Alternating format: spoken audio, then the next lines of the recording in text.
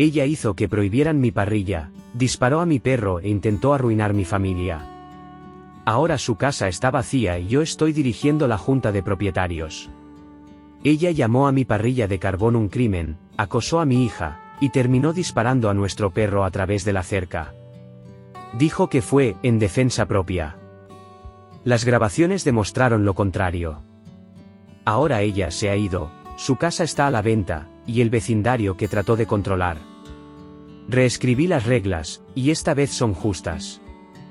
Era una de esas suaves noches de verano que parecen hechas a medida para hacer barbacoas en el jardín y reír largo rato con las personas que amas. El aire estaba cálido pero no pegajoso, justo el tipo que te hace querer quedarte afuera un poco más. Había esperado esa noche durante semanas, era el 8º cumpleaños de mi hija, y aunque ella pidió una gran fiesta con toda su clase de 3er grado, mi esposa Elena y yo decidimos hacer algo más pequeño. Solo familiares cercanos, algunos niños del vecindario y mucho corazón.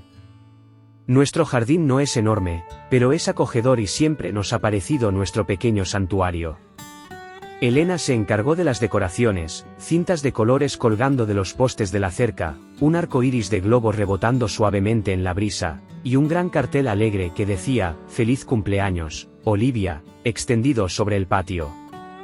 El aroma de las hamburguesas y los perritos calientes a la parrilla se mezclaba con la dulzura del famoso pastel de chocolate casero de Elena, y el sonido de los niños riendo jugando al pilla-pilla resonaba desde el columpio. Estaba junto a la parrilla, dando vuelta a las hamburguesas, charlando con nuestro vecino Sergio, que había pasado a darle un saludo de cumpleaños a Olivia. Estaba tranquilo, fácil, justo como debería ser. Hasta que ella apareció. Justo a tiempo, como si el momento fuera demasiado perfecto para durar, Marlene López apareció al borde de su jardín como una nube de lluvia sobre el sol.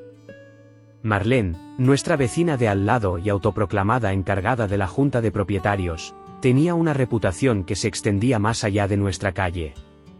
Siempre la primera en señalar una corona navideña que se había quedado colgada demasiado tiempo, un cubo de basura que se había dejado fuera más allá de la hora límite, vivía por el reglamento de la junta. Su apodo en el chat del vecindario era «La Sheriff», pero no de una manera cariñosa. Y allí estaba, con los brazos cruzados sobre su pecho y una expresión que podría haber agriado la leche. Javier, llamó con ese tono cortante y regañón que hacía que todos se sintieran como niños en la escuela atrapados masticando chicle. Me detuve en medio de la vuelta de la hamburguesa, la miré y le sonreí educadamente, intentando que el nudo en mi estómago no se notara. «Hola, Marlene.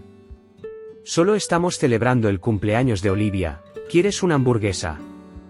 Moví las pinzas hacia la parrilla, esperando desarmarla con amabilidad vecinal. Ella no se movió. «Eso no es de lo que estoy aquí», replicó, acercándose a la cerca que dividía nuestros jardines. «¿Esa parrilla que estás usando? Eso es una violación directa de las normas de la junta». Parpadeé, sorprendido. «¿Qué? Pero... Marlene, leí esas reglas cuando nos mudamos. Dice que no se permiten parrillas a gas. Las de carbón están bien». Sus labios se apretaron como si hubiera chupado un limón. «No intentes enseñarme las reglas, Javier. He vivido aquí 23 años. Esa parrilla es un peligro de incendio y no voy a permitir que pongas en peligro este vecindario». Respiré profundo, tratando de mantener la calma. «Te entiendo, pero revisé todo. La parrilla está sobre concreto, a 10 pies de la casa y tengo un extintor de incendios ahí mismo en la mesa. He sido precavido». Señalé el extintor rojo junto a las bebidas. Pero ella no lo dejaba ir. «No se trata de tus supuestas precauciones», resopló. «Las reglas son las reglas. Y si las estás rompiendo, tengo que informarlo». Fue entonces cuando Elena apareció, claramente sintiendo que se avecinaba una tormenta. «¿Hay un problema, Marlene?», preguntó, su voz calmada pero con un filo que dejaba claro que no estaba de humor para esto. «Sí, lo hay», Marlene respondió, señalando la parrilla como si fuera un arma cargada. «Tu marido está violando la política de la junta. Esa cosa es ilegal. Elena no se inmutó.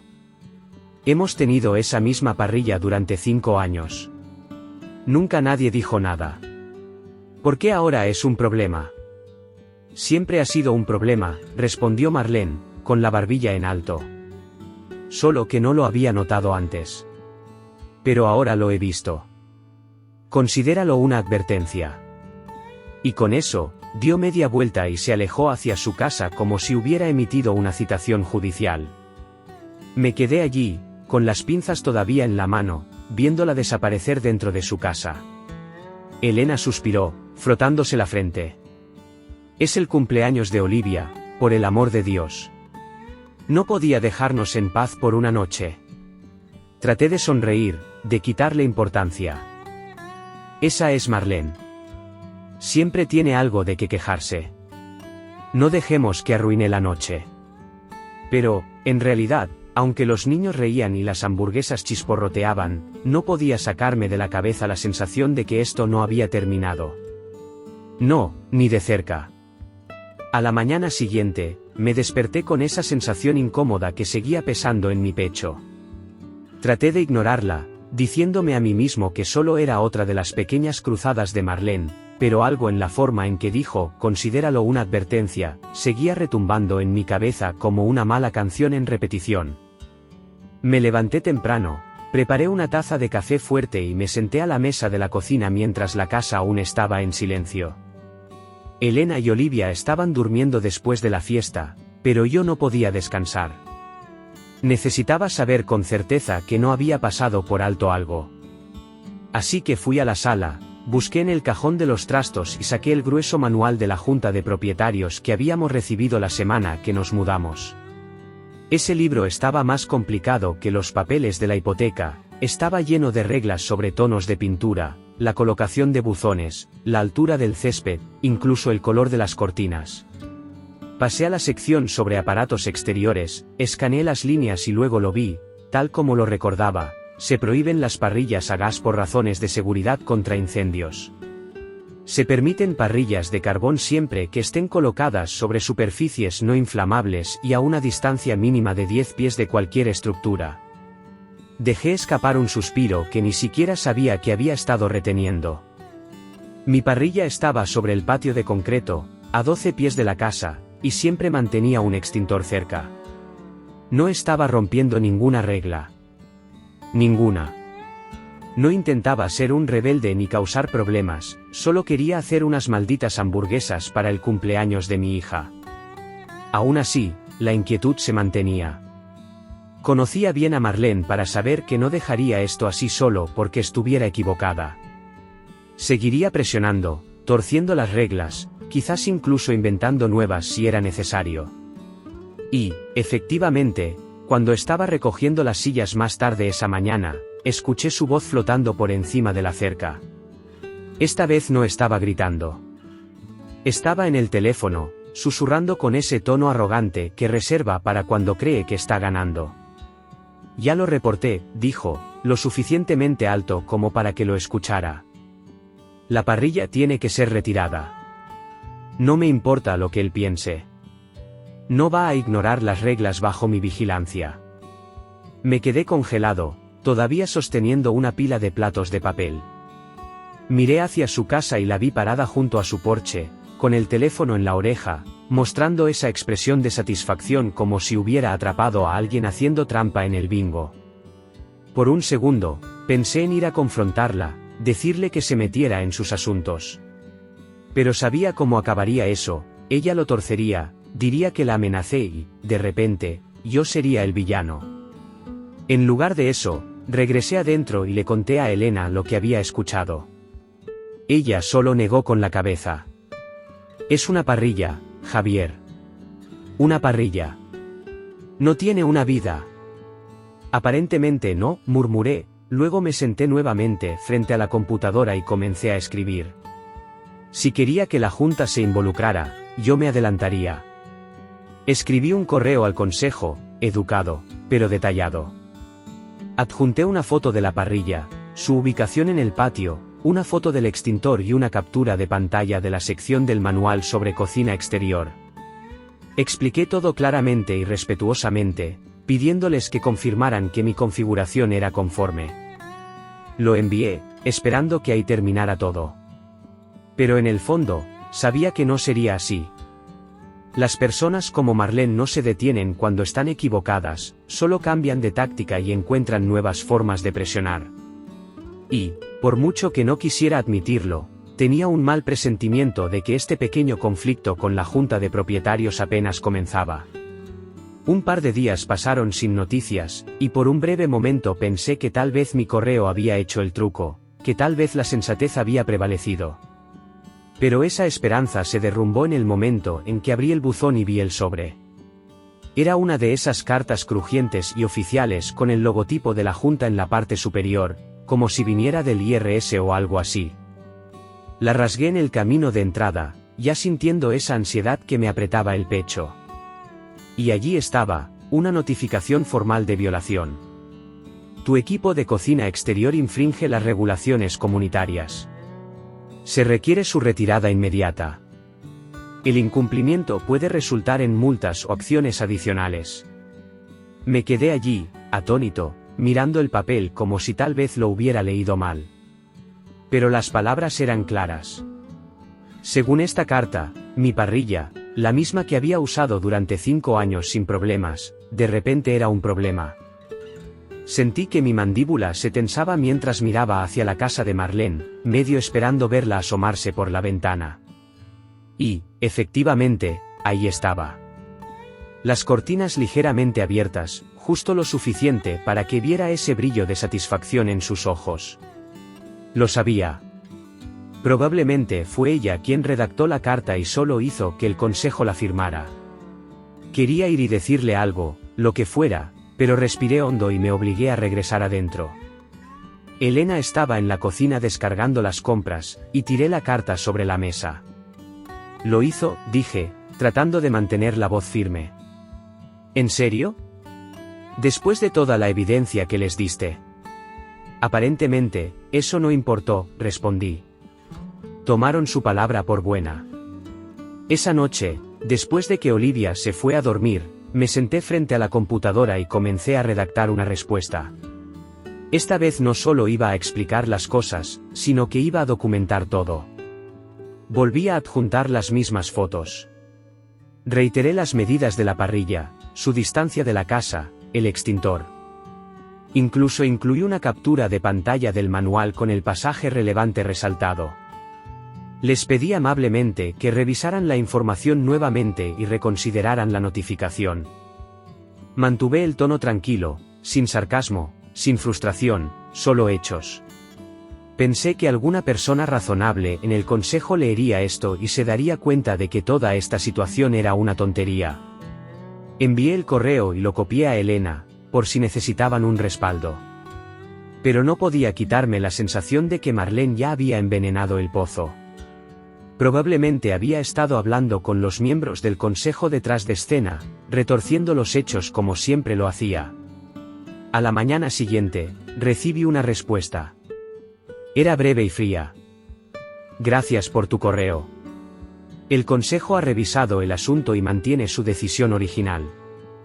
La parrilla debe ser retirada dentro de los próximos 5 días hábiles. Eso fue todo. Ninguna explicación. Ningún reconocimiento de mi evidencia. Solo una palabra final desde arriba. Elena estaba furiosa. Ni siquiera lo leyeron, dijo. Están tomando su palabra por buena solo porque ha vivido aquí toda la vida. Es un club de chicos, o un club de Marlene, supongo. Sí, murmuré, mirando la pantalla. Está jugando al ajedrez. Nosotros jugamos al 3 en línea. Me quedé allí un rato, pensando. No era el tipo de persona que buscaba peleas, pero esto ya no se trataba de una parrilla. Se trataba de alguien con demasiado tiempo y demasiada influencia que había volteado nuestra vida por nada. Si el consejo no quería escuchar la razón, tal vez era hora de encontrar a alguien que sí lo hiciera. No estaba seguro de hacia dónde iba esto, pero sabía una cosa con certeza, no iba a dar marcha atrás. Después de ese segundo correo de la Junta, las cosas tomaron un giro, no de manera ruidosa y dramática, sino en ese tipo de forma que se arrastra y te hace sentir incómodo bajo la piel. Marlene no se detuvo con la carta de violación. Lo duplicó. Al día siguiente, encontramos una nota metida bajo el limpiaparabrisas de Elena, escrita con esa misma letra ordenada y en mayúsculas que usaba para todo, como si estuviera presentando una queja formal al universo. Por tu seguridad y la de los demás, por favor, presta atención a los materiales inflamables cerca de tu propiedad. Sin firma, por supuesto, pero sabíamos exactamente de quién era. Era tan pasivo-agresiva que casi me hizo reír. Casi. Durante la siguiente semana, hizo su misión hacer nuestra vida incómoda. Cada vez que salíamos al jardín, ella estaba allí, sentada en su porche, con los brazos cruzados, solo observando. No relajándose. No leyendo un libro. Solo mirando. Si siquiera miraba hacia la parrilla, murmuraba algo lo suficientemente alto como para que lo escucháramos. Algunas personas simplemente no se preocupan por las reglas. Los propietarios irresponsables son la razón por la cual suben las tarifas de seguro. Cosas así. Una tarde, Olivia estaba montando su bicicleta por la acera del frente cuando Marlene pasó caminando y murmuró: «Espero que tenga un casco que realmente funcione». Elena escuchó eso. Caminó directo hacia el borde del jardín, miró a Marlene fijamente y dijo: «Si alguna vez hablas así con mi hija otra vez, tendremos una conversación diferente». Marlene solo resopló y siguió caminando, pero el mensaje estaba claro, estaba tratando de presionar cada botón que podía. Y, lamentablemente, estaba funcionando. Olivia, que antes pasaba horas balanceándose en el jardín, empezó a preguntar si podía jugar dentro. No decía mucho al respecto, pero podía verlo en sus ojos, como miraba hacia la casa de Marlene, como su sonrisa se apagaba cuando mencionábamos salir al exterior. Una noche, la arropé para dormir y me preguntó, muy bajito: «Papi, ¿por qué la señora Marlene no nos gusta?» Tragué saliva. «Es que, no nos entiende, cariño. Algunas personas se molestan por cosas pequeñas. Pero no es tu culpa. No es culpa de nadie». Ella asintió, pero sabía que aún le pesaba. Elena ya no quería seguir jugando a ser amable. «Esto es acoso», dijo una noche después de que Olivia se durmiera. «Ya no se trata de la parrilla. Nos está acosando». «Lo sé», respondí. «Pero si respondemos con demasiada fuerza, ella lo va a retorcer. Dirá que la estamos amenazando». «¿Entonces qué? ¿Nos dejamos pisotear?» «No», dije en voz baja. «Nos volvemos inteligentes». Esa noche comencé a investigar. Busqué leyes sobre abuso de poder por parte de la Junta, acoso vecinal y violaciones de derechos civiles. Empecé a leer historias, y había muchas, sobre personas que habían lidiado con vecinos pesadillas y juntas demasiado autoritarias. Algunos habían ido a la corte. Algunos habían demandado y ganado. Cuanto más leía, más me daba cuenta de que no estábamos indefensos. Teníamos derechos. Y si Marlene quería convertir nuestra vida en un partido de ajedrez legal, tal vez era hora de contratar a un mejor jugador.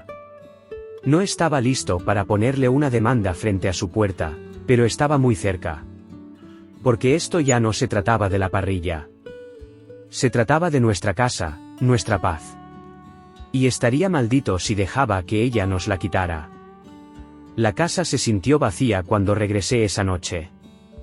Elena ya había puesto a Olivia en la cama, aunque ninguna de las dos realmente dormía. El silencio era más fuerte que cualquier cosa. La cama de Max seguía junto a la puerta, su correa colgando del gancho como si pudiera aparecer corriendo en cualquier momento. Pero no lo haría. Y esa verdad pesaba en mi pecho, una tristeza que no sentía desde que mi padre falleció. Solo que esta vez, venía acompañada de ira. Ira gruesa, ardiente, que palpitaba bajo mi piel. No quería venganza. Quería responsabilidad. Quería justicia. A la mañana siguiente, me llamó el oficial Ramírez. Hemos revisado las grabaciones, dijo. Las cámaras de tu vecino, Sergio, captaron todo. Hizo una pausa como si tratara de suavizar el golpe. Max nunca salió de tu jardín. Ladró un par de veces, permaneció detrás de la puerta todo el tiempo. No hubo amenaza. Solté un suspiro que no sabía que estaba conteniendo. ¿Y ahora qué?, pregunté. Le disparó a través de la cerca, Javier, dijo. Le estamos presentando cargos por crueldad animal y por el uso ilegal de un arma de fuego. Además, violó las reglas de la Junta de Propietarios sobre armas, lo cual es otro asunto aparte. Le agradecí, aunque me resultaba raro decir esas palabras después de todo lo ocurrido. No iba a traer a Max de vuelta. Pero importaba. Era la primera grieta real en su armadura. Aún así, sabía que esto no terminaría con un informe policial. Marlene había hecho más que disparar. Había destruido la sensación de seguridad en nuestra casa. Había traumatizado a mi hija, empujado a mi esposa al límite y usado su autoridad como un arma durante demasiado tiempo. Así que esa noche tomé una decisión. Llamé a una abogada. Su nombre era Carla. Inteligente, enfocada, sin rodeos, el tipo de persona que te mira a los ojos y no parpadea. Le expliqué todo. Las quejas sobre la parrilla, las cartas de la Junta, el acoso, el disparo. Ella tomó notas en silencio y luego me miró. Vamos a presentar una demanda civil, dijo. Angustia emocional, pérdida de propiedad, acoso comunitario. Esto es más que negligencia, es abuso dirigido. Asentí. Bien. Vamos a hacer que se haga responsable. Mientras Carla comenzaba a trabajar en el aspecto legal, la noticia corrió rápido por el vecindario. No puedes dispararle a un perro de alguien y esperar que los murmullos se queden en susurros. La mayoría de nuestros vecinos estaban horrorizados. Las personas que se habían mantenido calladas durante el debate sobre la parrilla empezaron a pasar por nuestra casa, dejándonos cazuelas, ofreciendo palabras amables, compartiendo sus propios enfrentamientos con Marlene. Algunos incluso admitieron que también le tenían miedo. Ha intimidado a la gente durante años, dijo una vecina, Estefanía, a Elena. Simplemente nunca pensamos que esto llegaría tan lejos. Sin embargo, no todos estaban de nuestro lado. Karen, una de las miembros de la Junta que siempre parecía pegada a Marlene, empezó a tejer una narrativa sobre cómo Marlene actuó por miedo. Fue solo un malentendido, les dijo a la gente. Pensó que el perro estaba suelto. Se asustó. No arruinemos la vida de alguien por un error. Pero las grabaciones no mentían. Y la gente empezaba a darse cuenta de eso. El incidente había expuesto algo podrido, no solo en Marlene, sino en la forma en que se había manejado la Junta. Reglas dobladas para amigos. Ojos ciegos durante años. De repente, se hablaba de reformas, de supervisión, de vecinos exigiendo un cambio. Y por primera vez en mucho tiempo, ya no me sentía solo. Aún estábamos de luto. Olivia todavía lloraba cuando pasaba junto al tazón vacío de Max. Elena aún se sobresaltaba con el sonido de cualquier cosa fuerte. Y yo todavía me encontraba mirando al jardín como si estuviera esperando verlo entrar corriendo con su sonrisa tonta. Pero debajo de todo ese dolor, algo más había comenzado a crecer, una determinación silenciosa, como una base que se estaba vertiendo. No solo iba a luchar por Max. Iba a luchar por cada vecino decente que alguna vez se sintió silenciado, intimidado o pisoteado. Marlene había subestimado hasta dónde llegaría. Y ahora, no tenía nada que perder. No dormí la noche anterior a la reunión de la Junta. Me quedé en la cama mirando el techo, repasando todo lo que quería decir, dudando de la mitad de ello, y luego volviendo a lo más importante, toda la verdad. Cuando salió el sol, ya no estaba nervioso. Simplemente estaba listo. Elena y yo llegamos al centro comunitario temprano, con una carpeta manila bajo el brazo llena de documentos impresos, capturas de pantalla de las notas de Marlene, copias de las cartas de violación, el manual de la Junta con mi sección resaltada sobre las parrillas, y una copia del informe policial. Carla me había ayudado a armarlo todo como un martillo legal. No iba a entrar para hacer un escándalo. Iba a entrar para hacer imposible que ignoraran el daño que habían ayudado a causar. La sala ya estaba medio llena cuando llegamos. Se podía sentir la tensión en el aire, ese tipo de tensión que convierte las conversaciones vecinales en miradas nerviosas y murmullos a escondidas. Marlene estaba cerca del frente, sentada entre Karen y un par de otros miembros de la Junta que siempre parecían estar alrededor de ella. No me miró. Solo miraba al frente con esa expresión tensa que llevaba como una medalla de honor. El presidente de la Junta, un tipo de carácter tranquilo llamado Ricardo, abrió la reunión con las actualizaciones usuales: gastos en jardinería, próximos eventos comunitarios, un nuevo cartel de stop en la esquina. Luego aclaró su garganta y pasó a lo que todos realmente estábamos allí para escuchar. Estamos al tanto de un incidente reciente que ha causado gran preocupación entre los residentes, dijo cuidadosamente. Javier Miller ha solicitado hablar. Javier, tienes la palabra.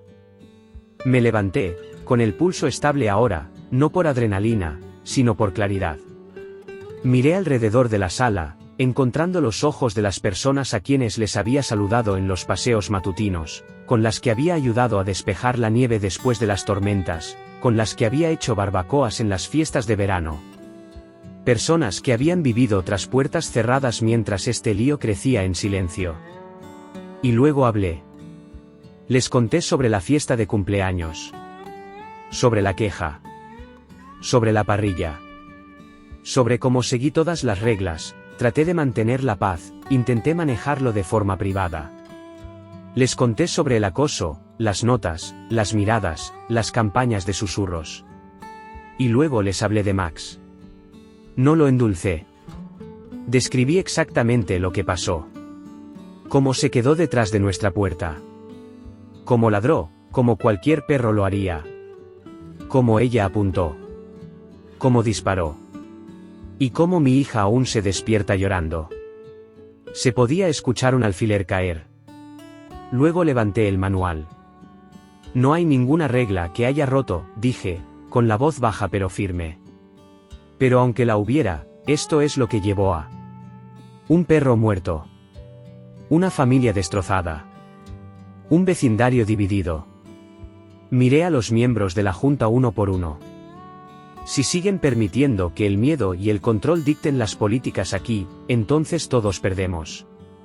Porque no se detendrá conmigo. Le pasará a la próxima persona que estacione demasiado cerca de la acera. O pinte sus persianas del color equivocado. O use el abono incorrecto. Alguien en la parte de atrás dijo en voz baja. Tiene razón. Luego vinieron unos cuantos asentimientos. Más murmullos. Y de repente, fue como si la sala exhalara. La gente ya no solo estaba escuchando, estaba despertando. Por supuesto, Karen saltó a hacer control de daños.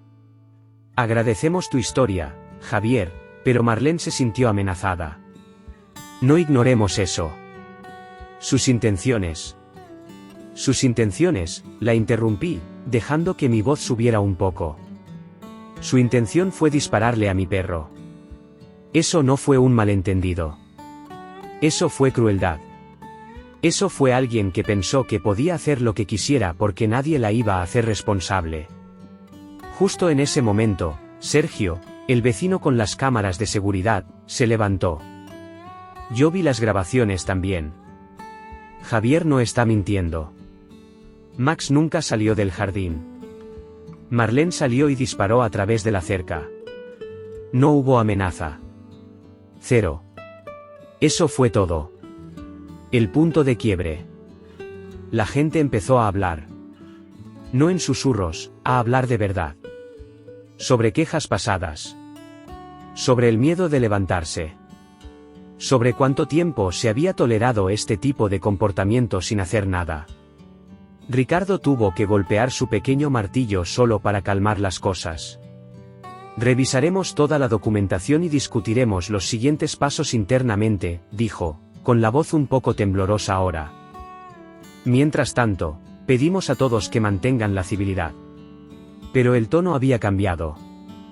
Marlene aún estaba sentada en su asiento, tan rígida como siempre, pero algo en su expresión se quebró, un destello de duda, tal vez incluso de miedo. Por primera vez, no era algo que ella pudiera dar. Cuando salimos de la reunión, la gente se acercó a mí y a Elena, personas a las que apenas conocíamos, estrechándonos la mano, ofreciéndonos apoyo, diciéndonos que también estaban hartos. Que tal vez ya era hora de un cambio.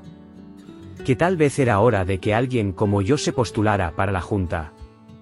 Y mientras salíamos al aire fresco de la noche, Elena me miró y dijo: «Creo que acabamos de encender la chispa». Asentí, mis dedos aún aferrados a la carpeta que llevaba en la mano. «Sí», dije. «Y esta vez, no la voy a apagar». El edificio del tribunal olía a papel viejo y tensión, ese tipo de lugar estéril y sobrepulido donde todo suena demasiado fuerte. Estaba sentado en la mesa del demandante junto a Carla, quien estaba calmada, compuesta y enfocada como si hubiera hecho esto 1000 veces, lo cual había hecho. ¿Y yo? Mi estómago era un lío, mis palmas sudorosas. Pero no iba a echarme atrás. Se lo debía a Max, a Olivia y a cada familia que alguna vez sintió que su voz no importaba en su propio vecindario. Marlene estaba al otro lado del pasillo, tan rígida como una tabla, acompañada de su abogado, un tipo que parecía cobrar por minuto y no había sonreído desde la administración de Clinton. Ella llevaba negro, como si fuera un funeral, y tal vez lo fuera de alguna manera, solo que no por las razones que ella pensaba. El juez era firme y profesional, lo que aprecié. Nada de tonterías. No había lugar para el drama. Los hechos eran lo que importaba ahora. Carla abrió con claridad y precisión. Pintó todo el panorama, como el acoso comenzó por algo pequeño, una parrilla, y luego se transformó en amenazas, intimidación emocional, finalmente, violencia. Mostró las grabaciones. Presentó las notas que Marlene nos había dejado, las copias de las violaciones de la junta que claramente había impulsado. Llevó el informe del veterinario, el informe policial, el manual de la junta. Cada pieza añadía otro ladrillo al muro que se estaba cerrando alrededor de Marlene. La defensa intentó darle la vuelta, por supuesto. Aseguraron que yo era beligerante, que Max tenía un historial de agresión, lo cual era una mentira tan descarada que ni siquiera Marlene me miró a los ojos cuando lo dijeron en voz alta. Se aferraron a esa vieja defensa basada en el miedo. Ella se sintió amenazada. Pero las grabaciones destruyeron esa línea. Mostraban a Max, detrás de la cerca, ladrando, no saltando, no atacando, solo ladrando. Y mostraban a ella saliendo calmadamente con un arma, apuntando y disparando. El jurado no necesitó mucho tiempo. Menos de 2 horas después de los argumentos finales, regresaron, con el rostro impasible. La presidenta se levantó, aclaró su garganta y dijo las palabras que nunca olvidaré. Fallamos a favor del demandante. Cerré los ojos. Solo por un segundo. Dejé que la realidad me golpeara. El tribunal nos otorgó una indemnización por angustia emocional y la pérdida de Max. Una cantidad significativa. Pero sinceramente, no se trataba del dinero. Nunca lo fue. Se trataba de levantarse y decir: esto importa. Lo que hizo ella importa. Fuera del tribunal, los reporteros ya estaban reunidos. No los esperaba, pero Carla me había advertido que podría pasar. La historia había tomado fuerza, los medios locales se enteraron después de que la policía le presentara cargos y ahora, con el veredicto, querían una declaración. No les di mucho, solo una declaración simple. Esto nunca se trató de venganza. Se trataba de responsabilidad. Nadie debería tener miedo en su propia casa, especialmente no de las personas que se supone deben ser sus vecinos. Marlene no dijo ni una palabra.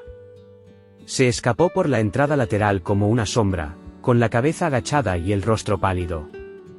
No la miré mientras se iba. Las consecuencias llegaron rápido. La presionaron, fuertemente, para que renunciara a la junta. Sus aliados se callaron. Su casa impoluta fue puesta en venta en pocas semanas, con el cartel de "se vende" clavado en su jardín como una bandera blanca. Y cuando finalmente se llevó el camión de mudanza, Elena y yo estábamos en nuestra ventana en silencio, sin jactarnos, sin celebrar, simplemente respirando un poco más tranquilos. Por primera vez en mucho tiempo, el vecindario se sintió en paz. Seguro. El día en que Marlene se mudó, el aire se sintió más ligero. No triunfante. No victorioso. Simplemente aliviado. Como si todo el vecindario hubiera estado conteniendo la respiración y finalmente pudiera exhalar. Su casa estuvo vacía un tiempo después de que los mudanceros se fueran. El césped, que antes estaba perfectamente cortado, ahora crecía un poco desordenado, las camas de flores descuidadas, su placa del jardín que decía "las reglas importan" arrancada del suelo. Nadie la extrañó. Elena y yo no organizamos una fiesta. No brindamos por su partida. Solo nos quedamos afuera esa noche, con los brazos alrededor del otro, viendo a Olivia lanzar una pelota a nuestro nuevo cachorro, Daisy. El jardín ya no se sentía como si estuviera maldito. Se sentía nuestro de nuevo. Pero el verdadero cambio vino semanas después, cuando Ricardo, el presidente de la junta, me llamó. Quería reunirse, decía que la junta tenía algunas cosas que querían discutir. Supuse que sería otra disculpa, tal vez una formalidad ahora que el polvo se había asentado. Pero cuando entré a esa reunión, lo que vi me sorprendió. No solo intentaban salvar su imagen, realmente estaban cambiando las cosas. Ricardo se levantó y dijo: Javier, te fallamos. Fallamos a tu familia. Y al hacerlo, fallamos a todo el vecindario. Permitimos que la venganza de una persona diera forma a la experiencia de esta comunidad. Y no vamos a dejar que eso vuelva a ocurrir. Describieron una nueva iniciativa, una revisión completa del proceso de aplicación de la Junta. No más violaciones por quejas individuales. No más reportes anónimos. Se creará un comité de supervisión, independiente, equilibrado, dirigido por vecinos, que ahora será necesario para revisar y verificar cualquier queja antes de que se tome acción. Luego Ricardo me miró a los ojos y dijo: Queremos que formes parte de ese comité. Necesitamos tu voz. No respondí de inmediato. No estaba seguro de querer formar parte de algo que casi nos destruye. Pero cuando llegué a casa, Elena me estaba esperando con 2 vasos de té helado y una mirada que decía que ya lo sabía. Deberías hacerlo, dijo simplemente. Así que lo hice.